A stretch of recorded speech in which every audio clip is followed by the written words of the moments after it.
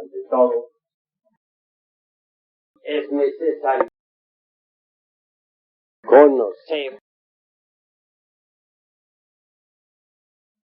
las leyes del trabajo esotérico gnóstico, si es que en realidad de verdad queremos un cambio radical y definitivo.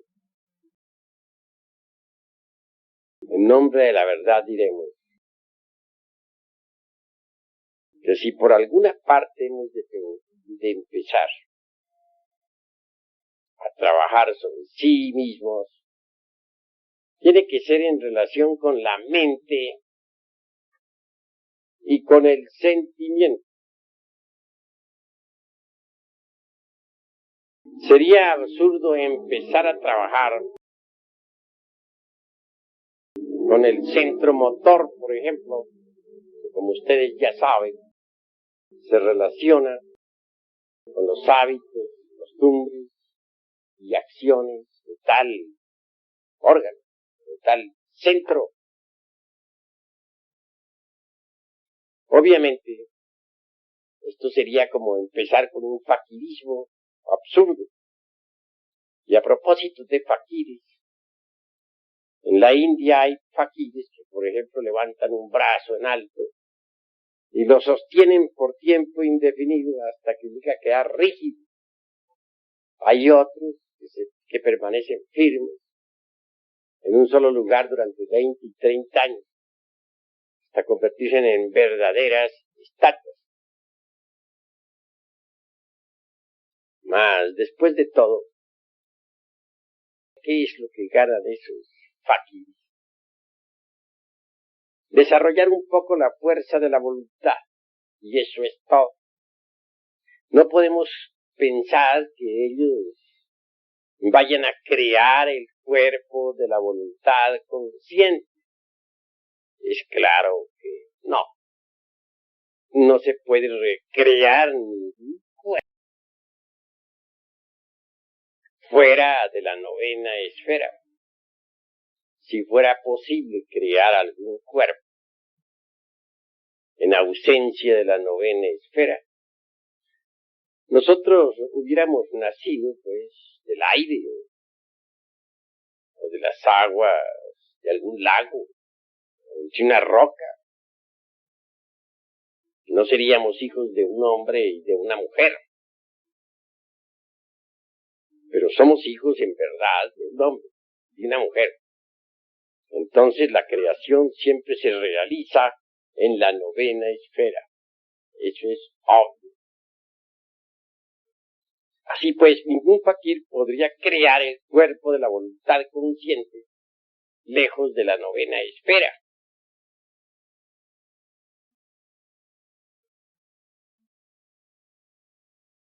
Nada ganan, pues, los que se dedican al fakirismo, excepto desarrollar un poco la fuerza de la voluntad. Y eso es todo. Empezar, pues, con el centro motor sería absurdo. Aún más, empezar a trabajar con el centro sexual sin tener una información correcta del cuerpo de doctrina gnóstica. Pues es absurdo, porque el que empiece en esas condiciones no sabe lo que está haciendo. No tiene conciencia clara del trabajo en la forja de los ciclos. Puede caer, es obvio, en gravísimos errores. Recordemos que el primer centro es el intelectual, segundo el emocional, el tercero el motor, cuarto el instintivo, quinto el sexual. Existe también el sexto, que es la emoción superior, y el séptimo, el mental superior. Pero si empezáramos en realidad de verdad con los centros inferiores de la máquina orgánica, caeríamos en el error. Antes que todo en estos estudios, debemos empezar por los centros intelectuales y emocionales. Necesitamos en verdad cambiar nuestra forma de pensar. De lo contrario, marcharemos por el camino del error. ¿De qué serviría, por ejemplo, que ustedes asistieran a estas cátedras y no cambiaran su forma de pensar? Aquí se les dan muchos ejercicios esotéricos. Se les orienta doctrinariamente. Pero si ustedes no cambian su forma de pensar, ¿de qué sirve todo lo que aquí se les dé? Se les dice que hay que disolver el ego. Se les dice que hay que sacrificarse por la humanidad. Se les dice que hay que crear los cuerpos existenciales superiores del ser, etc. Pero si ustedes continúan pensando como antes, con los mismos hábitos mentales de otros tiempos, ¿qué sirve todo lo que estén escuchando aquí? Se les dice que hay que desintegrar el ego, pero ustedes continúan con sus viejos hábitos mentales, con sus formas y sistemas caducos de pensar. Entonces, ¿de qué les sirve la información que se les está dando? En las Sagradas Escrituras se habla muy claramente, y precisamente muy cerca de Juan el Bautista, sobre aquello del vino viejo y del vino nuevo. Nadie echaría, por ejemplo, dice el Cristo, vino nuevo en odre viejo, porque los odres viejos se romperían. Sí, pues que para el vino nuevo se necesitan odres nuevos. También dice el gran Kabir Jesús que a nadie se le ocurriría remendar, poner remiendo, ropa vieja, con pedazos, dijéramos, de ropa nueva. Verbigracia, por ejemplo, romper un traje nuevo para remendar uno viejo. Eso sería absurdo, ¿verdad? Así también, esta nueva enseñanza es como el vino nuevo. Necesita odre nuevo. ¿Cuál es ese odre? La mente. Si no abandonamos las formas caducas de pensar, si seguimos pensando con los hábitos que antes teníamos, sencillamente estamos perdiendo el tiempo. Hay necesidad de cambiar la forma de pensar. Para el vino nuevo, odre nuevo se necesita. Sí, pues necesitamos cambiar completamente nuestra forma de pensar a fin de recibir esta enseñanza. Ese es el punto grave de la cuestión. Porque si recibimos esta enseñanza y la añadimos a la forma que teníamos de pensar antes, a nuestros viejos hábitos mentales, pues nada estamos haciendo, nos estamos engañando a sí mismos. Querer enganchar el carro de la enseñanza gnóstica a nuestro viejo carro, todo dañado por el tiempo, lleno de basuras e inmundicias, es engañarnos a sí mismos. Se trata antes que todo de preparar el recipiente para recibir el vino de la enseñanza gnóstica. Ese recipiente es la mente. Solo así, con un recipiente nuevo, transformado, con un recipiente verdaderamente magnífico, se puede recibir ese vino de la enseñanza gnóstica. Y esto es lo que yo quiero que todos los hermanos vayan comprendiendo. Necesitamos que las emociones negativas sean eliminadas de nosotros. porque esas emociones negativas pues, no permiten un cambio de fondo. Es imposible transformarnos si aún poseemos dentro de nosotros emociones negativas. Nosotros tenemos que erradicar de nuestro corazón las emociones de tipo negativo, que son verdaderamente perjudiciales en todo sentido. Una persona que se deja llevar por emociones negativas se vuelve mentirosa en un 100%. Ya les había a ustedes contado en mi pasada cátedra el caso de un señor XX que actualmente se encuentra, podríamos decir, al borde de la muerte. Este buen hombre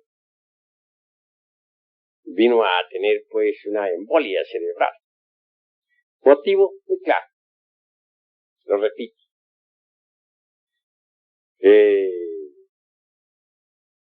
alguien le malinformó que su hermana había sido víctima de un fraude. Tal informe fue después examinado y resultó falso. Este, que ama a su hermana, creyó pues en esa infundia difamante y la tomó tan en pecho, le dio una embolia cerebral. En estos momentos se encuentra al borde de la muerte. Vean ustedes ese caso. De manera que entonces las emociones negativas vienen a llevarnos al fracaso. Su hermana aún sigue convencida de que fue víctima del fraude. Y es obvio que calumnia a un inocente, pero ella está segura de que fue víctima. Personalmente examiné el caso y me di cuenta que ella misma se estaba autoengañando. Estaba mintiendo a sí misma. Víctima de las emociones negativas. Y a su vez, calumniando a otro en forma inconsciente. De manera que les dije a ustedes, y repito, que las emociones negativas lo tornan a uno mentiroso. Observen ustedes las gentes cómo mienten, llevadas por las emociones negativas. Lanzan juicios falsos y luego se arrepienten. Pero es tarde, ya los lanzaron entre tanto. Sí, pues, debemos eliminar de nuestra naturaleza las emociones negativas. La mentira, ciertamente, es una conexión falsa. Lo normal es que la energía del Padre, la vida del anciano de los días, es decir, de nuestro ser interior profundo, fluya a través de la organización cósmica interior hasta llegar a la mente. Pero si nosotros hacemos una conexión falsa, es como ya no puede fluir esa energía, es como si se cortara el alambre eléctrico. La energía eléctrica entonces no llegaría al foco, o a los focos que nos iluminan. Así pues, la mentira es, ya les dije y repito, es una conexión falsa. Por lo común, cuando uno se llena de emociones negativas, se torna mentiroso. Es la realidad de los hechos. Si nosotros verdaderamente comprendemos todo esto y empezamos por cambiar en nuestra forma de pensar y de sentir, bien pronto habrá esto se reflejará en nuestras acciones. Una vez que uno ha cambiado su forma de pensar y sentir y actuar, entonces está perfectamente listo para empezar a trabajar con los misterios del sexo. Pero si queremos que, y ese es el error de algunos misioneros, que las gentes comiencen de una vez a trabajar con el Maituna, la novena esfera, sin conocer siquiera el cuerpo de la doctrina, pues esto es absurdo. Que las gentes que no han cambiado su forma de pensar, que continúan con sus mismos hábitos, las gentes que tienen su misma forma de sentir, que son víctimas de las emociones negativas, pues no comprenden estos misterios del sexo y los profanan. Por eso es que Paracelso insiste en que primero que todo hay que conocer la ciencia, para luego entrar a trabajar en la novena esfera. Y tiene razón en esto Felipe Teofrastro Bombastro de Ongenay Aureola Paracelso. Empecemos pues por cambiar nuestra forma de pensar y de sentir. Muchos reciben aquí enseñanzas esotéricas, se les da, pero continúan pensando como antes, como pensaban hace 20 años. ¿Qué sucede entonces? Estamos perdiendo el tiempo. Si se le da a la gente las enseñanzas para que se autorrealicen, para que cambien, y continúan pensando como antes, obviamente pues se marcha muy mal. Yo conozco hermanitos gnósticos que tienen 20 y 30 años de estar en las enseñanzas gnósticas y todavía piensan como pensaban cuando tenían 20 o 30 años de edad. Muy ilustrados, sí, manejan muy bien las ideas, pero si uno les examina detenidamente su vida, sus costumbres, verá que son las mismas que tenían antes. Conozco hermanos hasta muy juiciosos, misioneros y todo, que platican muy bien sobre la gnosis, que manejan el cuerpo de doctrina en forma extraordinaria, pero los he estado observando y resulta que actúan como cuando no eran gnósticos. Actúan como actuaban hace 30 años atrás. Tienen las costumbres viejas que tenían cuando nada sabían de estos estudios. Continúan con esas mismas viejas costumbres. ¿Qué están haciendo esos hermanos entonces? Obviamente se están autoengañando miserablemente. Eso es obvio. Así pues, hemos de empezar por cambiar la forma de pensar y después la forma de sentir. Poner el vino nuevo, el vino gnóstico, en odres nuevos y no en odres viejos. Una mente decrépita, llena de hábitos viejos, de hábitos de hace 20 y 30 años atrás, no está preparada para recibir el vino de la noche. Una mente así necesita forzosamente pasar por un cambio total.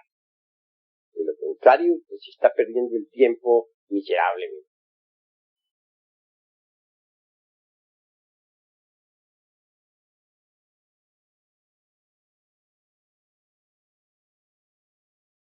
Con todo esto, ¿qué es lo que queremos saber? Despertar conciencia, ¿verdad?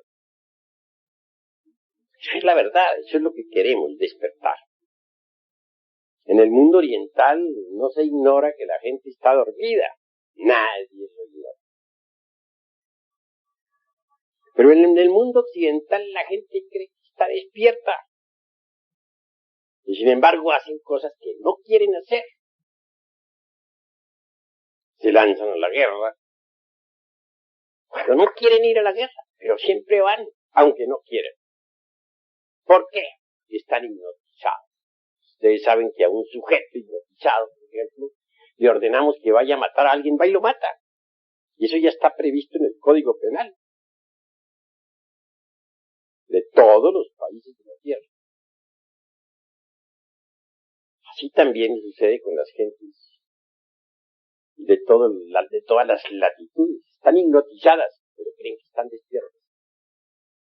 Y se les dice que ha llegado la hora de ir a la guerra. Van a la guerra. No quieren ir, pero van. ¿Por qué? Están hipnotizados. Y el hipnotizado está. Eso es gravísimo. Tremendamente cierto. Que necesitamos salir del sueño hipnótico. Eso es verdad, pero bueno, vamos a ver cómo salimos del sueño hipnótico. Si estamos contentos con nuestros hábitos mentales, nuestros sistemas de razonar, con nuestros hábitos sentimentales, con nuestros distintos hábitos o costumbres adquiridas por la herencia y por la familia. Entonces, aunque estemos escuchando aquí en esta sala las enseñanzas, sencillamente estamos perdiendo el tiempo.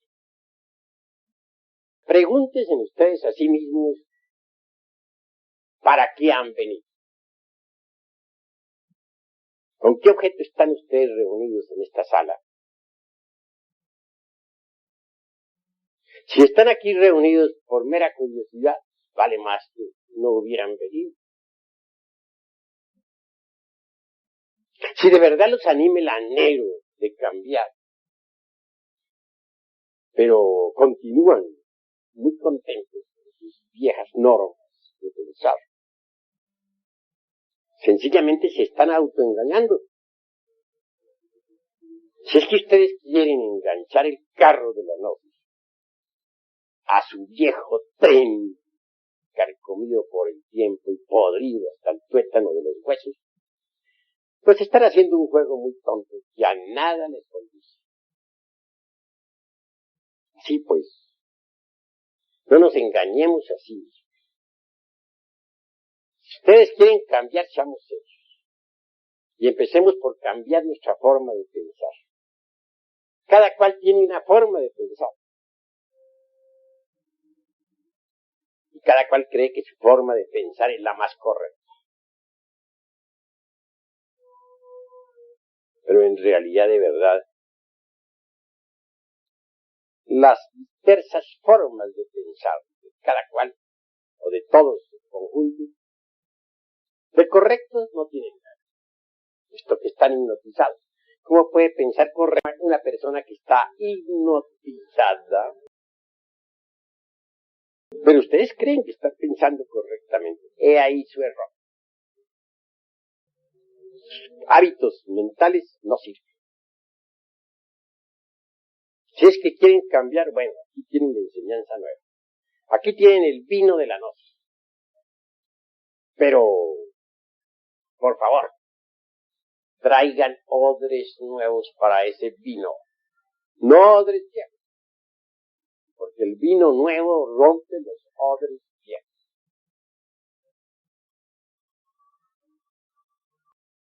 Me interesa darle la enseñanza a los hermanos. Pero darla seriamente. Y por eso les invito a cambiar su forma de pensar. ¿Han reflexionado acaso ustedes en lo que es la conciencia? ¿Qué podría comparar la conciencia? O sea, a un foco de luz que lo dirijo hacia una parte o hacia otra. Eso es obvio.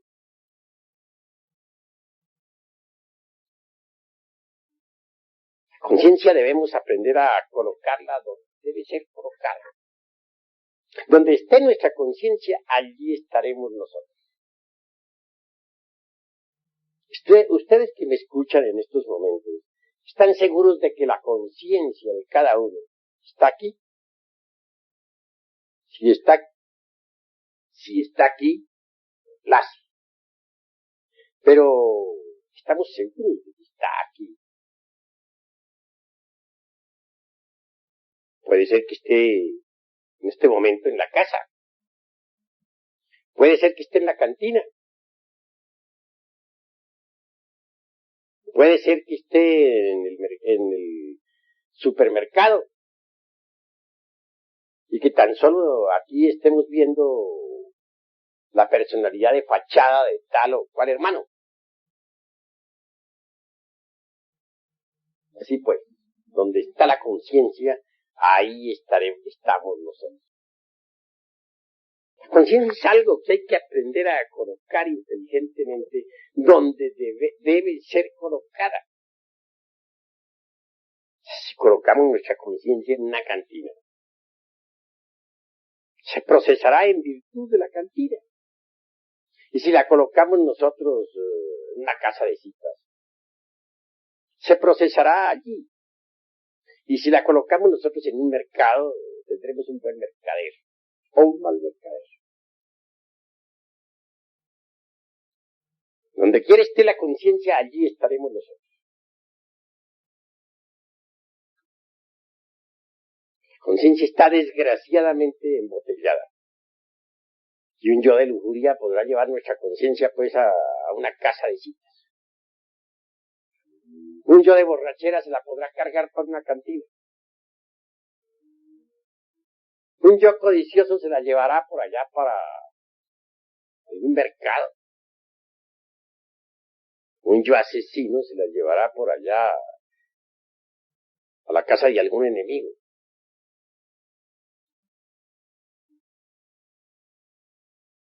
Etcétera. ¿A ustedes les parece acaso correcto no saber manejar la conciencia?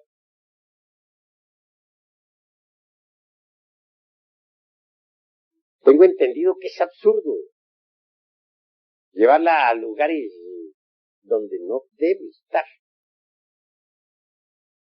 Eso es obvio. Desgraciadamente, repito, nuestra conciencia actualmente está enfrascada.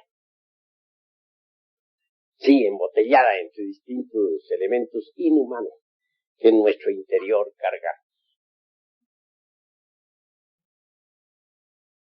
Necesitamos quebrar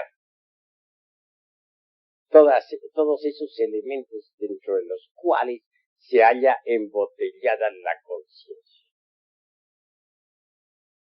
Pero digo, haríamos eso si no cambiáramos nuestra forma de pensar. Si estamos contentísimos con nuestros viejos hábitos caducos y extemporáneos que tenemos en la mente, ¿nos preocuparíamos acaso por despertar la conciencia? Claro que no. Si se quiere cambiar, vamos a cambiar desde ahora mismo, a cambiar nuestros hábitos mentales, nuestra forma de pensar. Cuando uno cambia de verdad, origina cambios interiores. Cuando uno cambia su forma de pensar, puede entonces pensar en cambiar totalmente su interior. Pero si no cambian su forma de pensar, si aquí en esta mente siguen existiendo los viejos hábitos extemporáneos, ¿cómo puede uno decir que va a provocar un cambio? Pues eso no es posible. Sería contradictorio que pensáramos una cosa e hiciéramos otra. Realmente que no es posible.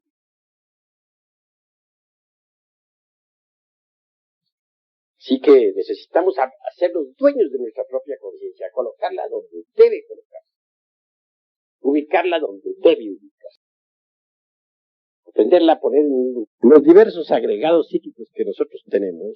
En modo alguno son dignos. Lo único digno, lo único real, lo único que vale la pena en nosotros es la conciencia. Pero está dormida. No la sabemos manejar. Los agregados psíquicos se las llevan para donde ellos quieren. Nosotros realmente no sabemos usarla. Y eso es verdaderamente lamentable.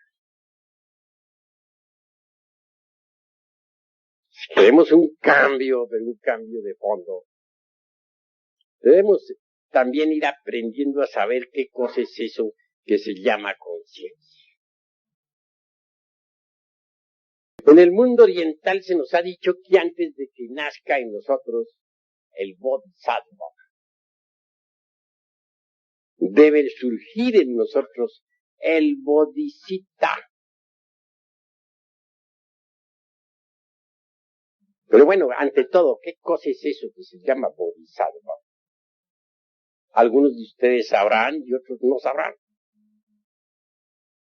La Blavatsky dice que un maestro que posea los cuerpos causal, mental, astral y físico es un Bodhisattva. El alma humana o alma causal vestida con tales cuerpos es un Bodhisattva.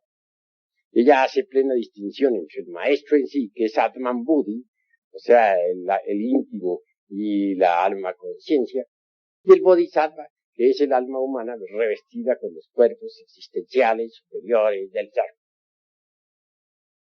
Pero el budismo del Mahayana, o Mahayani, es más exigente. No reconoce como bodhisattva sino a aquellos que se han sacrificado por la humanidad a través de sucesivos Mahamvantas. Hay dos clases, dice el budismo mahayánico, de seres. Los unos, por ejemplo, serían los budas pradyekas y los aspirantes a budas pradyekas, que son los sravakas. Estos no se sacrifican por la humanidad jamás. Nunca. Luchan, sí, por cambiar y cambio. Pero nunca dan su vida por sus hermanos. Y claro, jamás tampoco encarnan al Cristo íntimo. Los otros son los bodhisattvas verdaderamente. Aquellos que han renunciado a la felicidad del nirvana por amor a la humanidad. Aquellos que en distintos Mahamvantaras han entregado su sangre por la humanidad. Que pudiendo vivir felices en el nirvana han renunciado a cualquier felicidad por sus hermanos en la tierra. Son ellos los únicos que verdaderamente pueden encarnar al Cristo. Pero bueno, volvamos a esto del Bodhisattva. ¿Qué cosa es el Bodhisattva? Es la conciencia ya despierta, desarrollada, convertida en el embrión áureo. Es la verdadera armadura argentada que nos puede proteger de las potencias de las tinieblas, que nos da la sapiencia, la experiencia. Antes de que surja un bodhisattva dentro del interior de alguien, surge el bodhisattva, es decir, la conciencia despierta y desarrollada. Vean ustedes cuánto vale, pues, ese don que se llama conciencia. Es lástima que la humanidad tuviera la conciencia enfrascada en su ego. Y es claro que mientras las gentes continúen pensando como piensan, sintiendo como sienten, y con sus mismas viejas costumbres rancias, no podrán despertar la conciencia. Continuará esta hipnotizada. Y en secuencia o como corolario diremos que nunca surgirá en gente así el bodhisattva. Cuando el bodhisattva, que es la conciencia desarrollada y despierta, surge en uno, en el aspirante, entonces pronto aparece el bodhisattva. Obviamente el bodhisattva se va formando dentro del clima psicológico del bodhisattva. Es grandioso el Bodhisattva.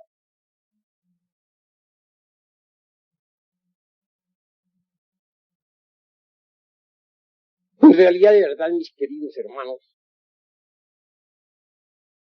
es grande cuando uno verdaderamente cambia su forma de pensar. Porque entonces, y solo entonces, trabajará para despertar la conciencia. Entonces, y solo entonces, hará un trabajo serio que lo conduzca al nacimiento del Bodhisattva. Antes no es posible.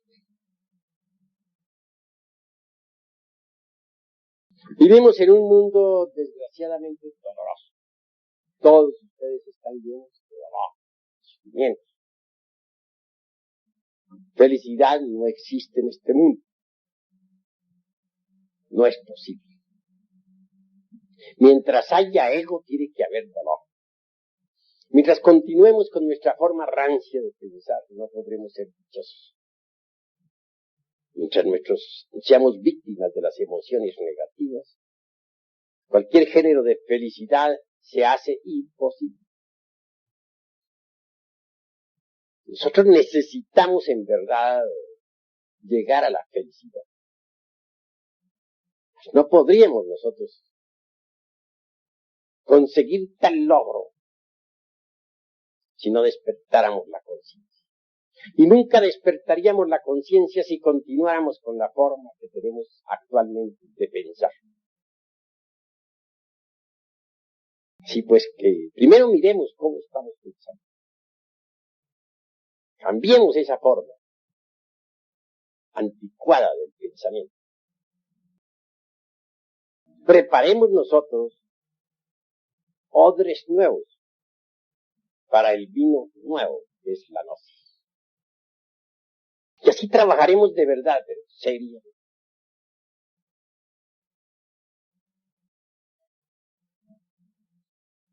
Este mundo en sí mismo es el producto de la ley de la originación. Este mundo se sostiene con las leyes de causa y de efecto, que son las leyes del karma. También se les llama leyes de acción y consecuencia. Tal acción, tal consecuencia. Este es un mundo bastante complejo. Es un mundo de asociaciones, combinaciones múltiples, dualismo incesante, lucha de los opuestos, etc. En estas circunstancias no es posible que exista en este mundo la felicidad. Cada uno de nosotros tiene que pagar su karma.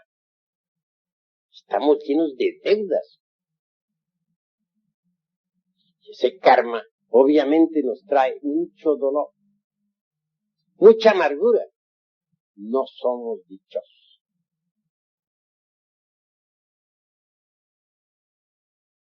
Muchos piensan que podríamos llegar a la felicidad a través de la mecánica de la evolución. Es un concepto falso, porque la mecánica es mecánica. La ley de la evolución y también la de la involución constituyen el eje mecánico de esta maquinaria que se llama naturaleza. Hay evolución en el grano que germina, en la planta que se desarrolla y al fin da fruto. Hay involución en la planta que ya entra en decrepitud y por último se convierte en un montón de leños. Hay evolución en el niño que se forma en el claustro materno, en la criatura que nace, que crece, que se desarrolla y vive a la luz del sol. Mas también existe involución en el ser humano, que envejece, que crece, entra en decrepitud y al fin muere. Eso es completamente mecánico.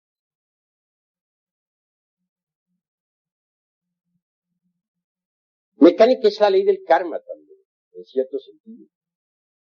En el sentido causativo, mirada a la luz de los 12 vidanas, o de las 12 vidanas. Así hay mecánica.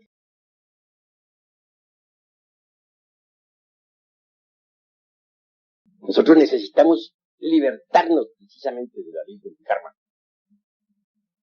Necesitamos libertarnos de ese movimiento mecánico de la naturaleza. Necesitamos hacernos libres. Y esto no será mediante la evolución mecánica. Cualquier evolución mecánica se procesa de acuerdo con las leyes de causa y efecto. Las leyes de las asociaciones, de las combinaciones mutuas. Lo que es mecánico es mecánico. Nosotros necesitamos libertarnos de la ley de la evolución y también de la ley de la involución. Necesitamos dar el gran salto para caer en el vacío iluminado.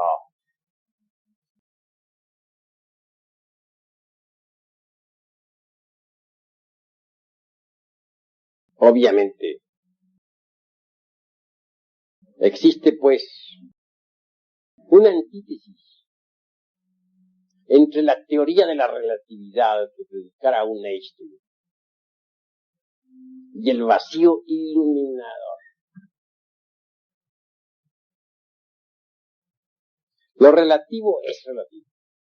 La maquinaria de la relatividad funciona con la ley de los opuestos, con el dualismo, etc. En la lucha de las antítesis hay dolor. Y eso no es felicidad.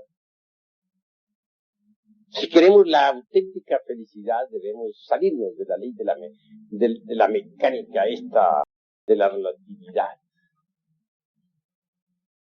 Dar el gran salto, repito, para caer entre el seno del vacío iluminado.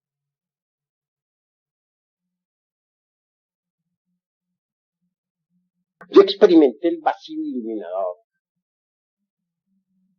en mi mocedad.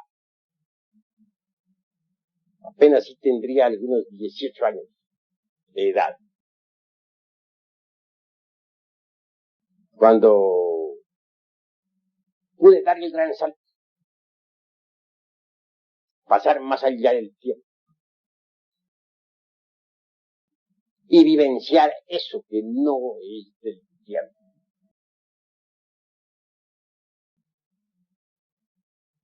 Eso que podríamos llamar la experiencia del prajna paramita,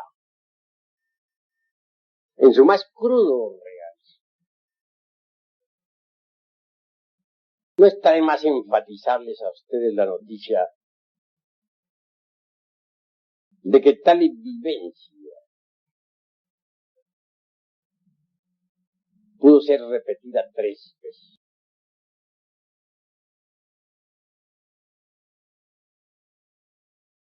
Supe entonces lo que era el sunyata. Lo pude vivir. En el vacío iluminador no existe dualismo conceptual. De ninguna especie. La maquinaria de la relatividad no funcionaría en el vacío del iluminador. La ley de las mutuas combinaciones y asociaciones mecánicas no es posible en el vacío iluminador. Toda la teoría de la relatividad de Einstein quedaría destruida en el vacío.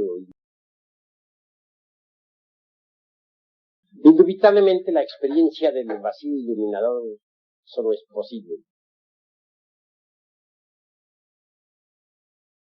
en estado de samadhi,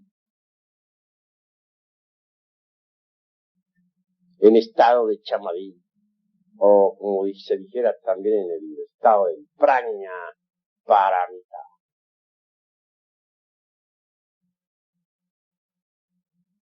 En el vacío iluminador no existen formas de ninguna especie.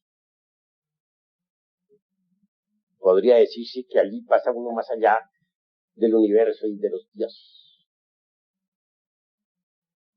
En el vacío iluminador puede darse una respuesta correcta a aquello de que si todo el universo se reduce a la unidad. ¿A qué se reduciría la unidad? Tal respuesta no es posible para la mente lógica, o por lo menos para la mente que funciona de acuerdo con la lógica formal. Pero en el vacío iluminador no es necesaria tal respuesta. Tal respuesta allí es una realidad patente definida. Si todas las cosas se reducen a la unidad también se reduce a todas las cosas. Y entonces quien entra en ese estado de Mahasamadhi, dijéramos, vive todas las cosas, desprovisto de forma. Y esto de por sí ya es grandioso, sublime e inefable.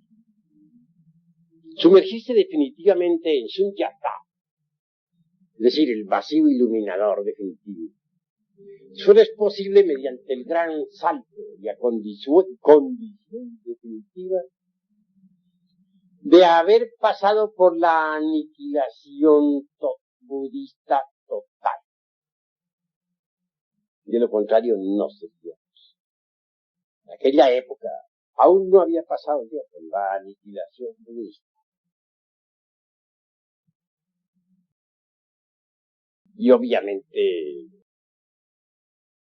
a medida que me acercaba a la gran realidad, la conciencia se expandía en forma desmesurada.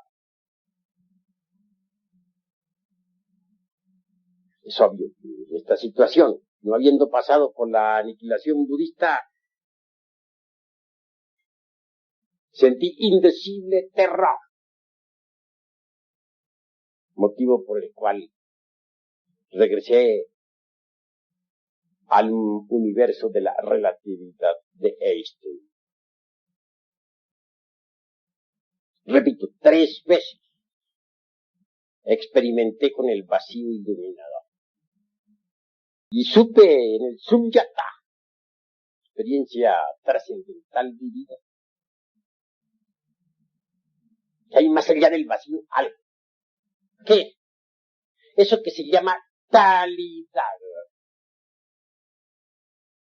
La gran realidad. Lo supe con una intuición de tipo trascendental. Porque en el terreno de la intuición, o dentro del mundo de la intuicionalidad, hay distintos grados de intuición. Incuestionablemente, la más elevada o el más elevado grado intuicional es el de las mentes filosófico-religiosas o filosófico-místicas.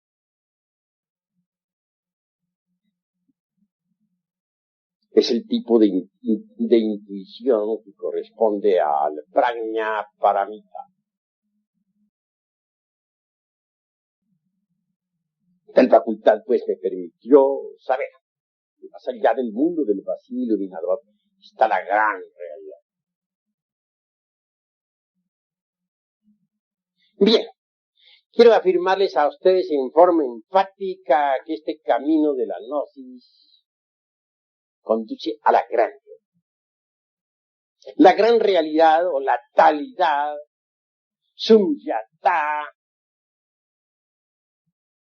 prajna paramita, está más allá del universo de la relatividad, es decir, más allá de la mecánica esta de la relatividad, y más allá, mucho más allá del vacío iluminador.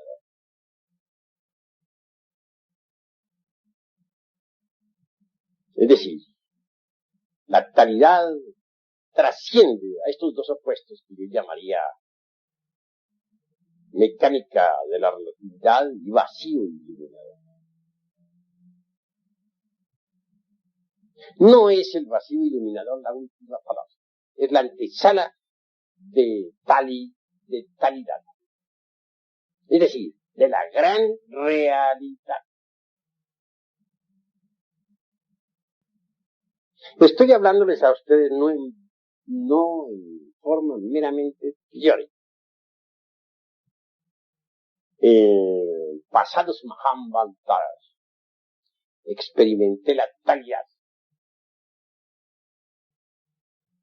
Y como quiera que la conozca, tengo que dar de ello vivo testimonio. Lo importante para nosotros es pasar por una suprema, a fin de que la conciencia convertida en bodhisattva y totalmente despierta pueda dar el gran salto para caer en el vacío iluminador. Un paso más y llegaremos a la talidad.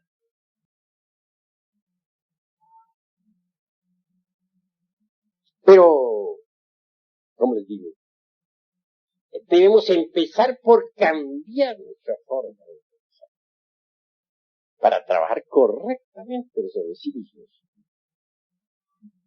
desintegrando realmente los elementos psíquicos indeseables que llevamos dentro. Podríamos conseguir nosotros el despertar de la conciencia, el desarrollo del bodhisattva, si antes no cambiáramos nuestra forma de pensar.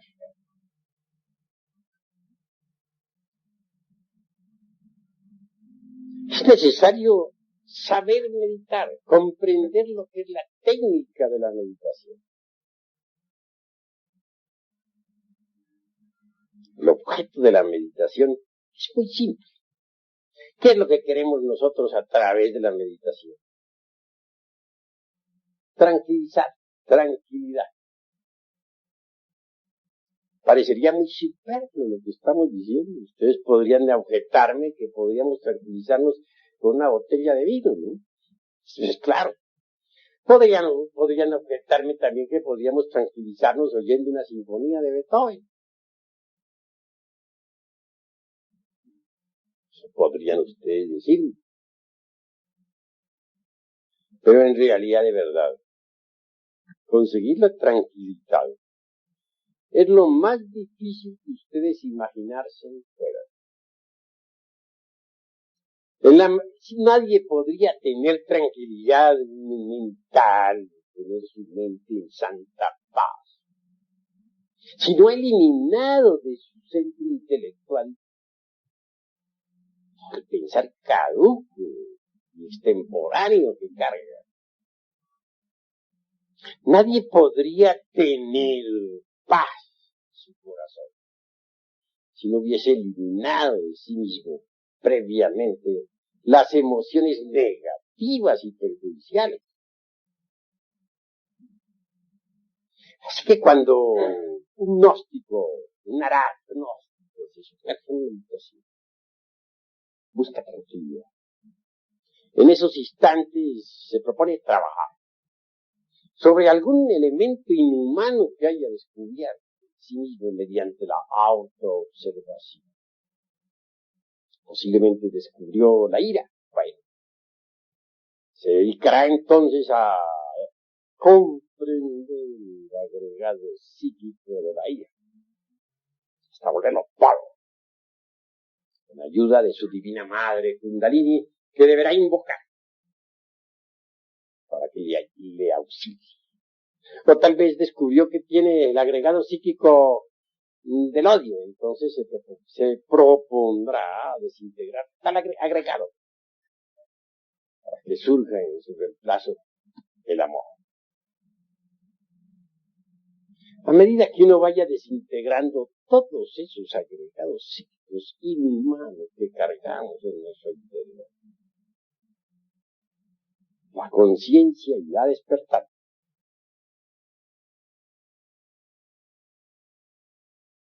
Mucho se habla en la gnosis sobre el sexo,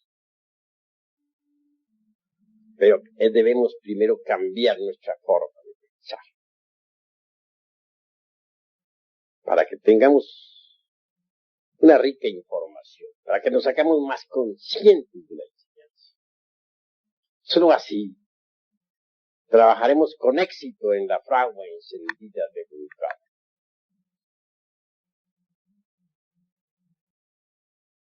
No queremos en modo alguno esta noche eludir los misterios sexuales. Es bueno que ustedes entiendan que el camino que conduce a la talidad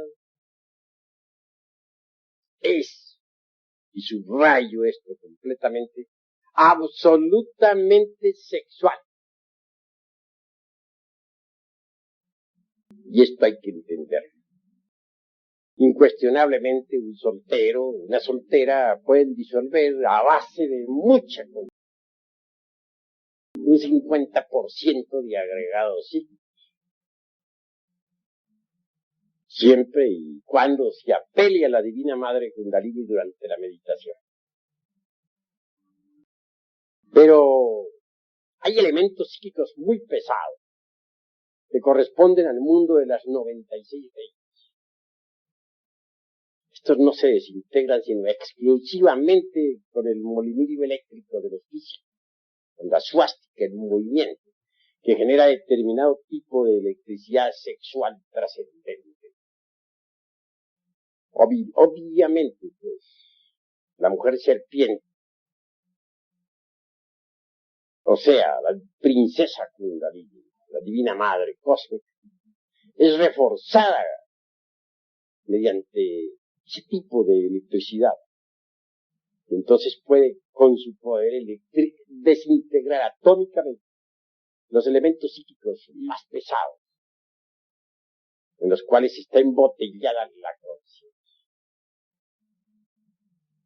Así poco a poco llega el instante en que la conciencia queda completamente liberada, despierta y lista para dar el gran salto y caer en el vacío iluminado, que es la antesala de la gran realidad. En este mundo se nos ha criticado demasiado porque ponemos énfasis en el sexo. Muchos suponen que hay muchos caminos que puedan conducir a la gran realidad. Obviamente que cada cual es muy libre de pensar como quiera.